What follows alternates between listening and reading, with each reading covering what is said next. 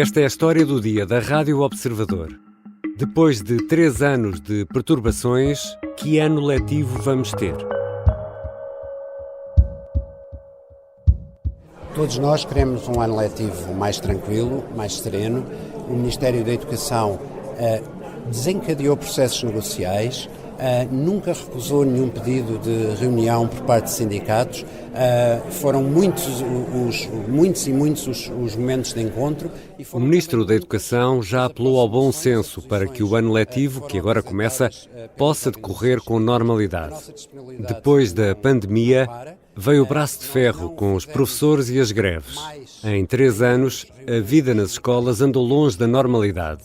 E como vai ser agora? Sabe os níveis de aposentação que estão a existir. Sabe quantos estão a chegar à profissão. Este ano 600 para 3.500 que se aposentam. O Sr. Ministro sabe isso tudo. Sabe qual é o número de jovens que hoje, de alunos, não teria aulas se as aulas começassem hoje. Mais de 100 mil. O Sr. Ministro sabe isso tudo. E o que é que faz? O Sr. Ministro pede bom senso. Só lhe falta ir a Fátima rezar para ver se havia professores para as escolas.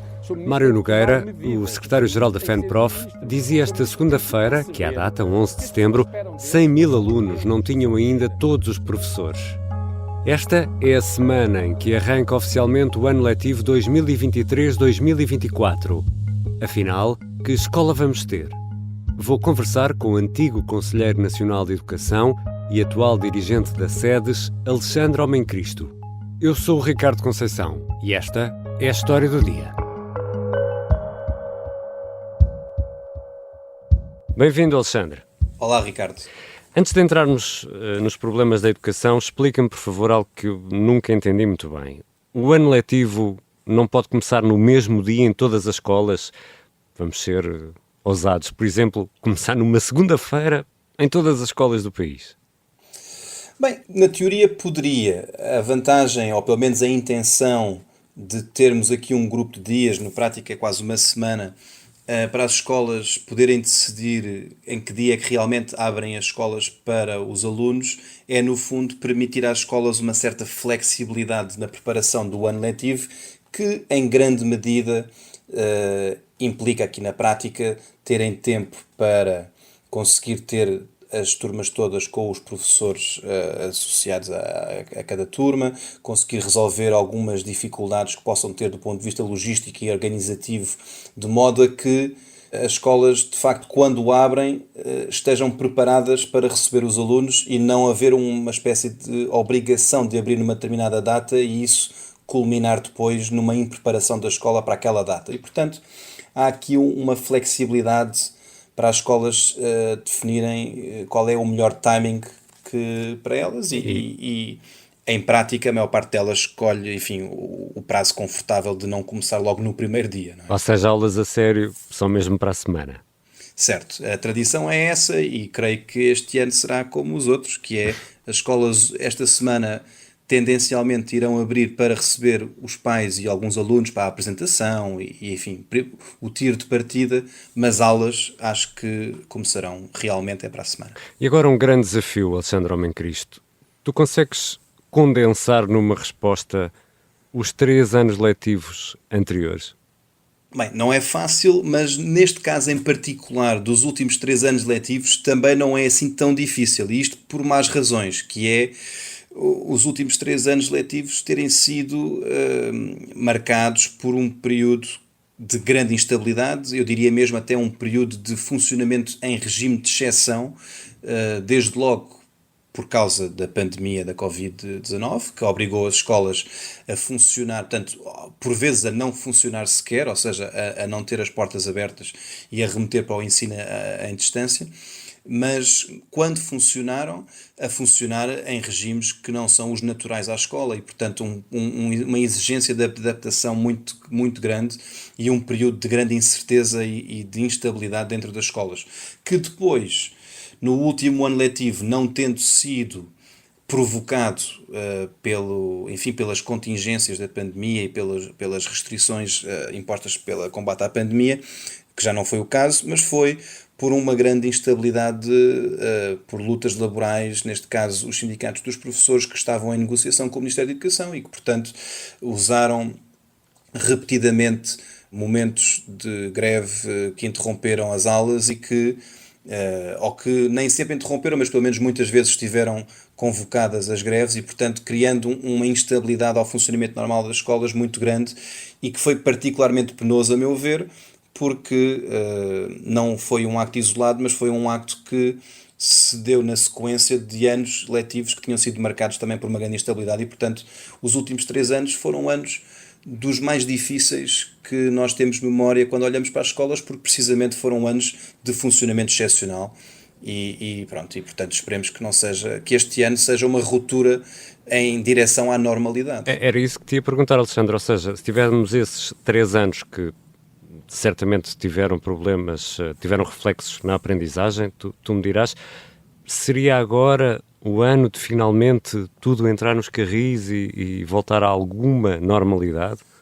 Bem, nós não podemos adiar muito mais o regresso à normalidade, até porque se há coisa que também é um bocadinho de bom senso e fácil de entender é que as crianças vão crescendo e, portanto, se nós vamos consecutivamente somando períodos de instabilidade e de falhas na aprendizagem destas crianças ao longo do seu percurso escolar, esse percurso escolar depois não se repete, no sentido em que elas de facto vão ser penalizadas por isto e isto vai prejudicar a sua capacidade depois do desenvolvimento, enfim, intelectual, os seus conhecimentos, etc. E, portanto, nós temos que travar isto. Aliás, uma das grandes prioridades terá sempre que ser, e quando passamos para este ano letivo, é precisamente retomar a normalidade, precisamente para recuperarmos os danos dos últimos anos, nomeadamente na aprendizagem. A recuperação da aprendizagem é nitidamente uma área central, porque o dano foi muito, muito acentuado em alguns grupos de alunos e algumas áreas disciplinares, e se nós não os recuperarmos agora, não vamos conseguir recuperá-los nunca, porque o tempo passa e estas coisas têm o seu tempo, e pelo menos para estes alunos que sofreram na pele os danos tanto do período da pandemia, ou é agora ou já não é. Portanto, o timing é agora. Mas estamos a arrancar um novo ano letivo e continuamos com notícias de horários por preencher. Agora que deveria ser o tal ano de vamos embora, vamos resolver isto, continuamos com vários problemas. Bem, este aqui de facto é a rotina, ou seja, de certo modo aqui infelizmente já é o normal, não é? De certo modo, não é? Porque nós habituámos-nos infelizmente a que o arranque do ano letivo seja decorado pelos pais, pelos jornalistas, pelos professores, todos muito preocupados e a contabilizar os horários por preencher, que na prática se revertem em alunos sem professor para lhes dar aulas. Claro que, sendo uma rotina, é uma rotina que este ano acho que é particularmente preocupante, porque o que é que está a acontecer este ano que é diferente dos anos anteriores? É que os horários por preencher devem-se, em particular, à falta de professores. No passado, isto acontecia muito, havia estas falhas de turmas, portanto, sem professor, sobretudo por motivos logísticos, ou seja, a máquina de colocação de professores tinha as suas falhas e não conseguia atempadamente preencher os horários, mas era uma questão de tempo. Neste momento, o desafio é mais acentuado na medida em que temos o fator temporal, naturalmente, mas também temos a questão da oferta. Nós temos menos professores no mercado, portanto, neste caso, no mercado, estou aqui a falar dos que não estão vinculados, mas também dos que estão vinculados ao Ministério da Educação, e, portanto, a oferta de professores é menor e há aqui uma grande pressão sobre as escolas para conseguir dar resposta às necessidades que têm dos alunos, querem ter turmas, tanto querem ter naturalmente os seus professores para dar aulas e, portanto, este ano em particular temos já uma manifestação, não é que não tenha acontecido no passado, mas é uma tendência que se está a acentuar e que este ano eu acho que é já um pré-aviso do que nos espera nos próximos anos, que é estamos cada vez mais cedo a ter problemas críticos de falta de professores e neste momento estamos a ter problemas de escassez que no ano passado nunca teriam acontecido antes de outubro ou novembro, ou seja, estamos a antecipar problemas porque a escassez faz com que estes problemas apareçam mais cedo na preparação do ano letivo. Já voltamos à conversa com Alexandre Homem Cristo, antigo Conselheiro Nacional de Educação, sobre um ano letivo que está a arrancar torto.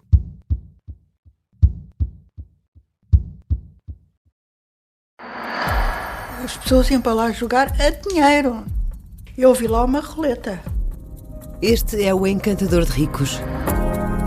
É a história de como Pedro Caldeira, o maior corretor da Bolsa Portuguesa, seduziu a alta sociedade dos anos 80 e perdeu os milhões que lhe confiaram. Estavam em choque. Aquilo foi quase como uma bomba, não é?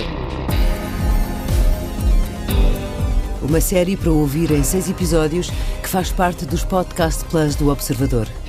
É narrada por mim, São José Correia, com banda sonora original de The Legendary Tigerman.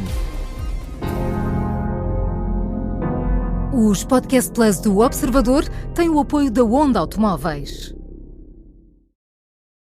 Regressamos à conversa com Alexandre Homem Cristo, especialista em educação e colunista do Observador e também já esteve aqui na História do Dia. Alexandre, antes das greves e como explicavas, temos esse problema da falta de professores. Só para termos uma ideia ou alguns números, eu sei que fizeste essas contas, até 2030, quantos professores se vão aposentar e quantos serão necessários para manter as escolas a funcionar? Essas estimativas estão feitas, por exemplo, a nova SBE fez esses cálculos, já havia sido também, o Conselho Nacional de Educação também já os teria feito antes. As estimativas apontam para que no intervalo temporal de 2019 até 2030, portanto nestes 11 anos, se aposentassem 47 mil professores. O que, na prática, depois para a contratação, ou seja, na parte do recrutamento, para compensar estas saídas, implicaria, porque não era preciso substituir um por um, e, portanto, as contas apontavam para a contratação de 35 mil novos professores. Agora, nós não temos a certeza que estes números se mantenham assim. Eu vou dar um exemplo muito recente. Ainda há pouco tempo, o Ministro da Educação apontava para a necessidade de contratar até 2030 30 mil professores, o que implica, portanto, eu há bocadinho dei-vos 35 mil como um número de referência, mas agora, se o Ministro diz que são ainda 30 mil que ainda faltam, significa que as escolas têm conhecido alterações na demografia, por exemplo, ou seja, aumentos de alunos em algumas idades, que faz com que estas estimativas, que são as de referência no sistema educativo ainda em vigor, tenham que ser revistas em alta e, portanto, as necessidades que nós apontávamos como muito difíceis de suprir, neste momento vão ser, afinal, ainda mais elevadas do que supunhamos há uns 2 ou 3 anos. E há disciplinas mais afetadas do que outras? E isto é muito importante dizer, porque quando nós falamos de falta de professores, não estamos a dizer que há professores a faltar em todas as disciplinas ao mesmo ritmo ou com a mesma intensidade. Por exemplo, quando falamos em áreas disciplinares, a área de português, por exemplo, a disciplina de português é uma das disciplinas que tem mais professores com mais de 50 anos e, portanto, é uma das disciplinas que terá maior níveis de aposentação, é para dar um exemplo, mas as disciplinas serem afetadas pela escassez de professores não tem apenas a ver com a aposentação. Por exemplo, há áreas disciplinares que têm vindo a se tornar competitivas no mercado, e vou dar um exemplo que é o exemplo se calhar mais óbvio, que é o exemplo das TIC, ou seja, das tecnologias de informação, os professores de informática, onde é cada vez mais difícil ter professores nessas áreas disciplinares nas escolas, porque quem tem essas formações encontra empregos enfim, no mercado de trabalho, empresas, etc., que até podem pagar mais e que, portanto, conseguem recrutar estes profissionais e, portanto, torna ainda mais difícil para as escolas dar resposta a estas necessidades. Uma coisa importante ainda de acrescentar, portanto, para além das áreas disciplinares, é, sobretudo, os anos de escolaridade, que é, os alunos têm, portanto, muitos professores a partir do momento em que entram no 6º ano, no 5º ano e no 6º ano, enfim, já têm aqui os grupos de recrutamento já implicam, portanto, várias disciplinas, mas no primeiro ciclo isso não acontece assim, o que torna mais difícil substituir estes professores por outros, que é, por exemplo, aquilo que está a acontecer neste momento. Que mas já há um problema também, eu vou dizer à antiga, porque eu já sou a pessoa antiga, também já há problemas com professores primários, é isso? Pronto, as necessidades que nós vamos ter percorrem todos os níveis de percurso escolar. Agora, o ponto aqui é, nós conseguimos arranjar quem saiba de matemática, mas que não tenha sido formado para ensino da matemática, e faz uma contratação portanto, a oferta de escola para que esse professor que tem uma habilitação própria para matemática possa ensinar matemática no secundário, mas o mesmo não se consegue fazer ao nível do ensino básico, nomeadamente no primeiro ciclo, onde a preparação pedagógica dos professores é absolutamente indispensável, o que significa que há aqui muita pressão para formar novos professores. Essa pressão, naturalmente, é para todos os anos de escolaridade, mas no primeiro ciclo, e portanto para os alunos mais pequeninos, esta pressão é muito forte, porque não é possível ter aulas a funcionar de uma forma eficaz e conveniente aos interesses dos alunos se não tiverem professores bem formados do ponto de vista pedagógico para estes anos de escolaridade. E não quer dizer que isto não aconteça no secundário, mas no secundário, como os alunos são mais crescidos, a parte pedagógica consegue ser menos preponderante. Ou seja, Alexandre, e rapidamente, um jornalista pode dar aulas de português, mas não pode ensinar crianças a ler, é isso? Na teoria é isso, ou seja, o que é que isto quer dizer? E se pensarmos, por exemplo, no ensino superior, não há necessidade de ter uma formação pedagógica para dar aulas. Porquê? Porque a lógica aqui é o conteúdo científico sobrepõe-se à questão da formação pedagógica, que é a parte de como é que se lida com o aluno, etc. Porque os alunos já estão crescidos, estão no ensino superior. No secundário também é um bocadinho esse o entendimento. Claro que uma pessoa que saiba fazer contas pode ensinar matemática, um engenheiro pode ensinar, assim, dependendo da área da engenharia, mas pode ensinar física, matemática, o que seja, e nós que sabemos ler podemos dar aulas de português, estamos formados nas áreas das ciências humanas, poderíamos dar aulas de português na teoria. Agora, não é porque sabemos ler que sabemos ensinar a ler, e portanto, que é uma coisa muito mais exigente do ponto de vista metodológico, do ponto de vista da abordagem pedagógica, e portanto, se tu ou eu tivéssemos que dar aulas a crianças do primeiro ciclo, essas crianças teriam muito azar. Pobres crianças. E depois temos as greves, os dois lados do conflito, governo e sindicatos. Alexandre, a esta hora já perceberam que nenhum dos lados vai poder ganhar esta guerra, ou ainda não perceberam isto? Bem, nós não conseguimos adivinhar como é que vai ser este ano letivo do ponto de vista das greves. O que sabemos até ao momento são duas coisas-chave. A primeira é que o governo conseguiu fechar o dossiê negocial, ou seja, neste momento o diploma já foi promulgado, portanto até passou pela Presidência da República, mesmo depois de ter tido um primeiro veto, depois conseguiu a sua aprovação e, portanto, neste momento o governo trata o assunto das negociações com os sindicatos, trata o assunto como um assunto encerrado.